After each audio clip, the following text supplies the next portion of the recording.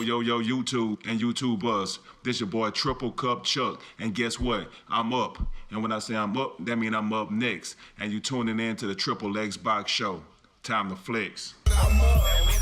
Double cup, feel it right. Told Chuck, I feel like every night is all night. I'm up. Double cup, feel it right. Told Chuck, I feel like every night is all night. I'm up. Double cup, feel it right. Told Chuck, I feel like every night is all night. I'm up. Double cup, feel it right. Told Chuck, I feel like every night is all night.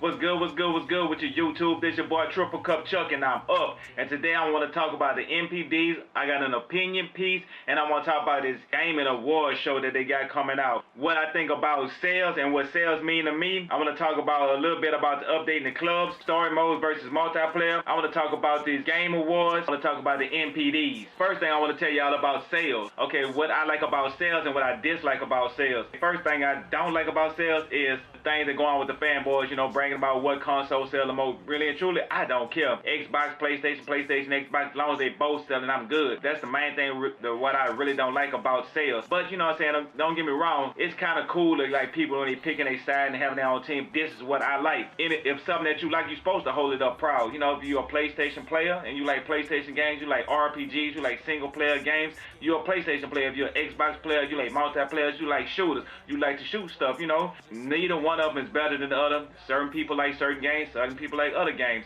you know, but if that's what you like, that's what you like. That's what I think the console wars should be more based upon than calling people mamas and doing all this other type of crazy stuff. I mean, it's irrelevant. It's on the internet. Who cares what you say, especially if you're saying something crazy? That's what I dislike about the console wars. Let me talk about the sales. What I do like about sales is, what I like about console sales, the more people that have consoles, that means more games could be sold. And when more games could be sold, that means more people could play. Since me personally, I'm more of an online player, like 90% online, 10% store. That means the more people that's online I can play, that means more competition. That means the longer the game have legs, that means the servers will have more people where I can get to a game quicker. That means if I'm playing Madden, that means I'll be able to have more competition and I'll be able to get into a game a lot faster. If I'm playing a shooter, boards and maps, I always have people on there where I can go on these boards that I like to play and be able to play at different times of the night, because you know people play at different times, and the more people that have these consoles, that means the more people could play, that means the more games could be sold, that means developers make money, that means we get games. That's what I like about sales. So I like to see when a console is doing good, that means more sales, more games sold, more people I can play against. And yeah, I like to play against people because I'm an online player. That's my thoughts about the console wars and what I like about sales. Now this updating this club thing about for the Xbox One, to be honest with you, I'm not too big of a fan. Everybody and their mama going to have their own club, and it's gonna be oversaturated. It ain't gonna be, ain't gonna be nothing unique about it. But you know what I'm saying, they're gonna have a couple of them that stick out, but it's gonna be a lot of chaos before that time happens. When I see clubs, what I would like to see is they have a Madden club for people that play Madden, a 2K club for people that play 2K, Battlefield, UFC, Grand Theft Auto. If you play adventure games, you know, have clubs for that. In these clubs, they have different categories.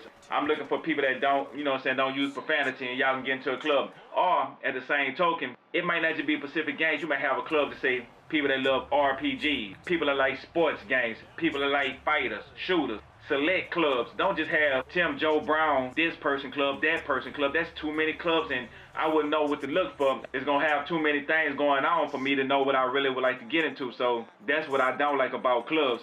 But I know it's a good thought, and it's just a start, so it's still a baby. It got a long way to grow. And in the near future, I'm hoping that it's going to do a lot better.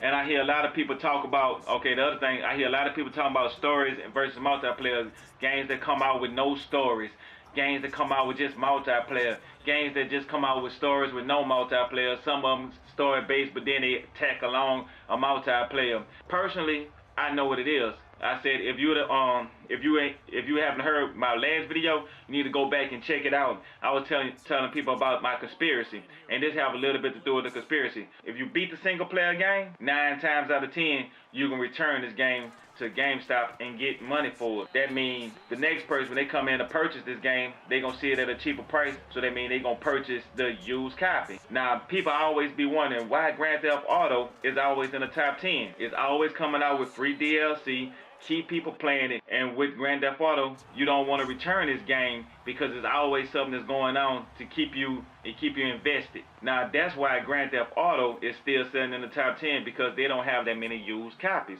You can't purchase a used copy, you got to go purchase a new copy. That's why the sales are so high.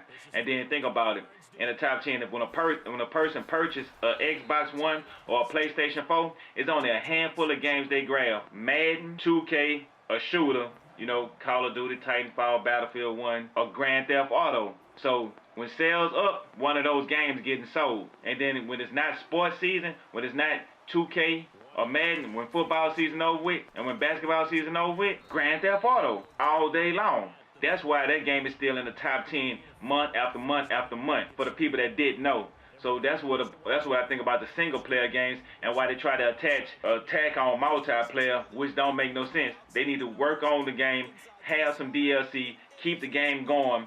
Don't gut the game. I hate when they gut the game. They have a game and they gut a lot of it out and then try to feed you what was originally in the game. No, you put out a game, then you work on more DLC. I mean, you got a finished product that's going to take a person a while. By the time they finish them, you announcing DLC to come. And once you drop the DLC, you saying we got more DLC coming. Why are we having more DLC coming? That's going to keep this person from trading in the game. Because if he don't trade in this game, he have to keep it. That means GameStop don't have no used copy to sell. So if another person wants this game, they got to buy a new copy. You trying to sell this DLC, if you give it away, you know, that little $20 you trying to scrape on these people, if you just give them that DLC, the next person purchasing a new game, now that's just $60. That's for the developer. So that's what I think about that. And multiplayer games, everybody already know. Multiplayer games last forever because you playing against people online. There's always competition. There's always the challenge. There's always a new story that just go on. Games that's built around create your own story on multiplayer is infinite. And the multiplayer, when you're playing against somebody, you're trying to get better. That means so you can beat the next person. That's what I think about multiplayers and the difference between multiplayers and single player story experiences. The Game Awards. Let's talk about the Game Awards. If you want to have a Game Awards, do a real Game Awards.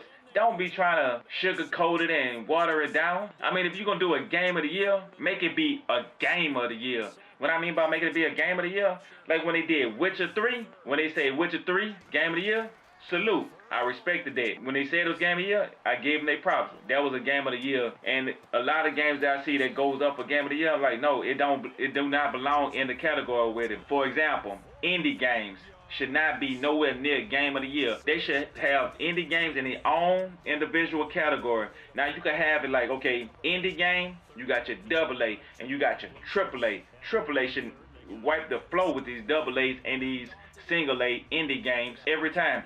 An indie game could be fun. Don't get me wrong. I love an indie game. I love a AA.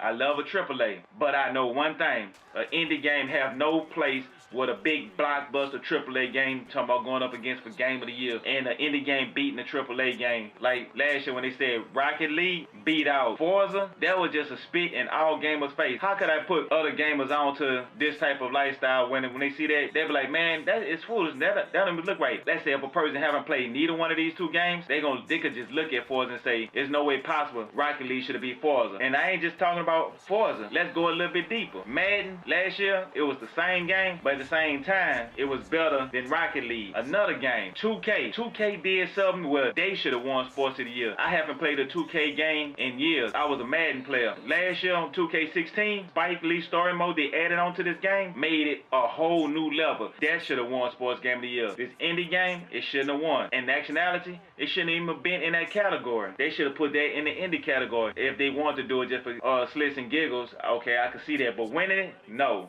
That's what makes people turn off from these Game Awards. Now, Uncharted, excellent game. Good game, fun, and everything. They got too many categories. And by being under too many categories, they kind of make it feel like it's rigged. And by being rigged, that make people say, well, this is not real. This is made up. If you want to do something to make everybody think that it's real, give everybody that feeling that, okay, this might be something that's serious. Make it seem serious. Uncharted should not be nominated for that many awards. Now, Gears of War. People see this game. People love this game. People getting tattoos of this game. They don't get nominee. Now, come on. Y'all know better than that. Say it should be more fair. And it don't have to be just PlayStation, Xbox. It's about games and gamers. These are the developers you playing with when y'all doing stuff like like this here. When people say that, oh, that game must be trash, to say this indie game beat out this AAA game that they put tons of money into. Indie game, they deserve their credit in their own section. But do not put them up here with the AAA games. They do not need to be up here. Quantum Break, that was another game. Real actors that play in real movies that win Academy Awards. They win awards in real life. But that's a spit in their face to make them not want to come back and do another game because of